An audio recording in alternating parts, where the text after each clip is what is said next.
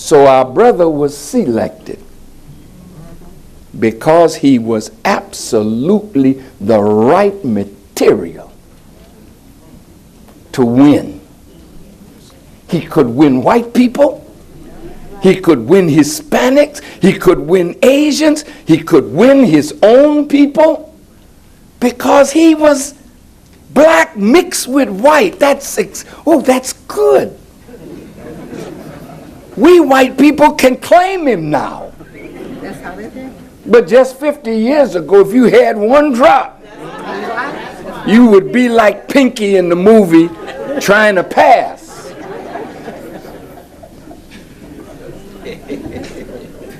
How did I get into this? But my point is, our brother was selected and there were forces around him that knew the time.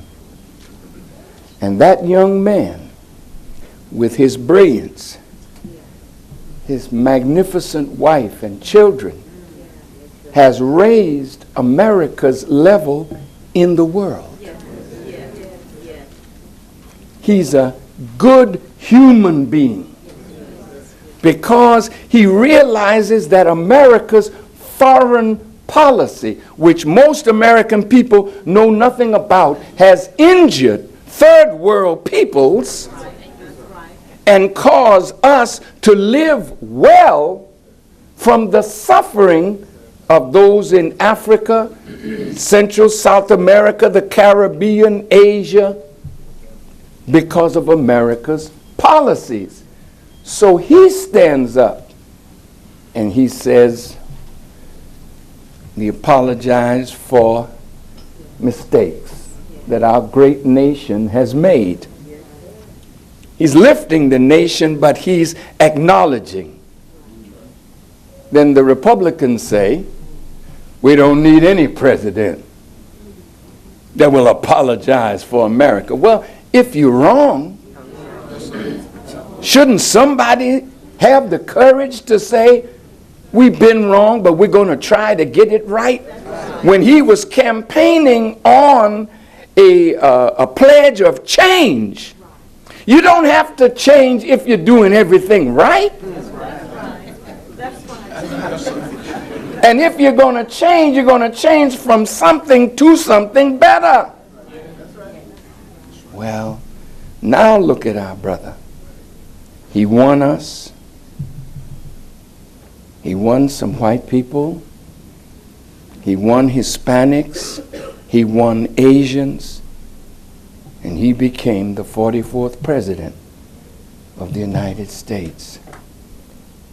But 57 million didn't vote for him.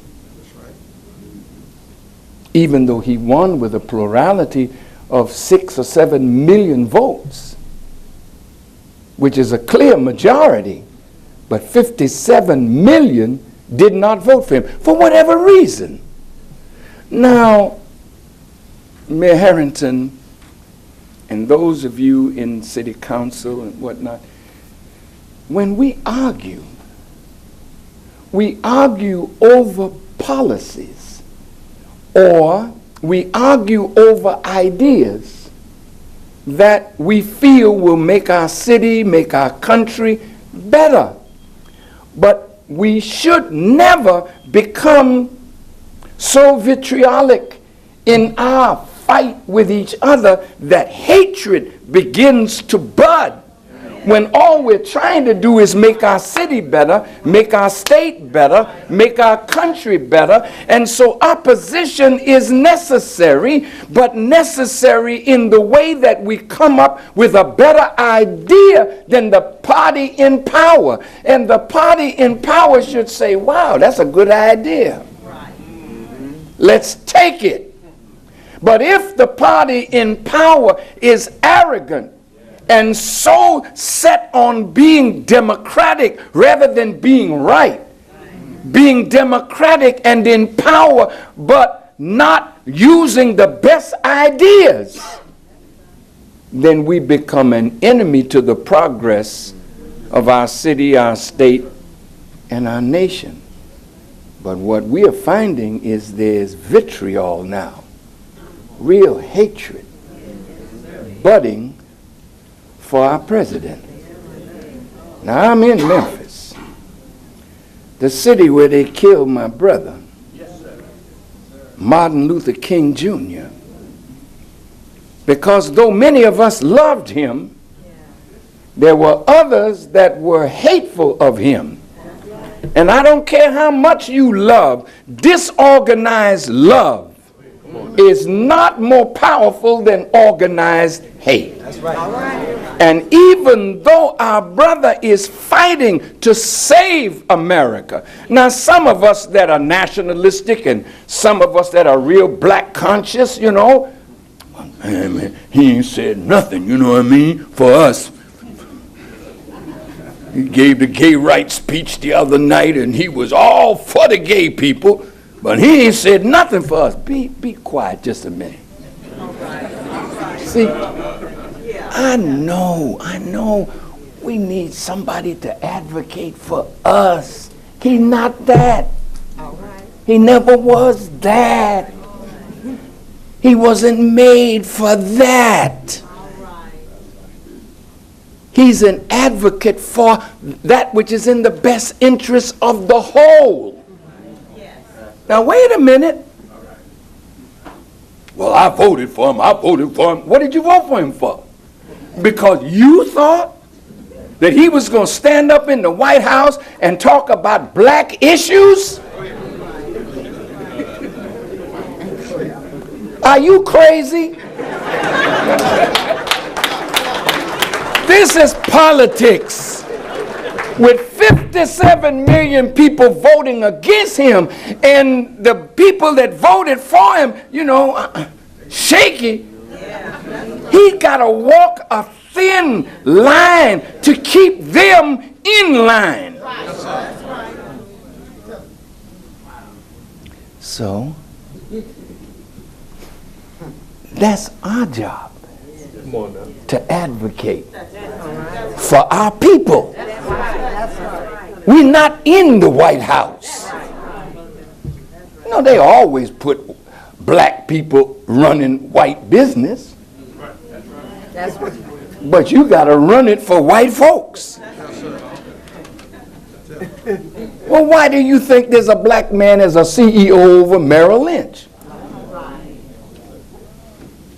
They don't care nothing about your color if you got the acumen to make their stocks higher, their bottom line greater. Well, that's not putting your people at work. You may get a big bonus for that, but your people are not benefiting. So if we're going to sit around as leaders and wait for a mystery God,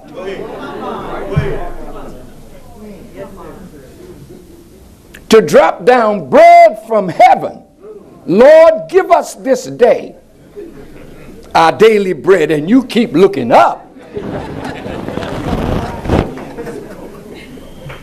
When the wheat seed is in your hand, the earth is in your hand, and if you plant the seed and grow the seed, you grind the seed and make flour and make your own bread. Well, you can't wait on a benevolent black or white president to do for you. This is white folk business he's running. He's not running black business. We got to do that. And unless we wake up and stand up and recognize it's our time now to lead for the good of the whole of our people, then we'll be waiting another 100 years. Go ahead. Go ahead. Excuse me for raising my voice. But we don't have another 100 years. We don't have it.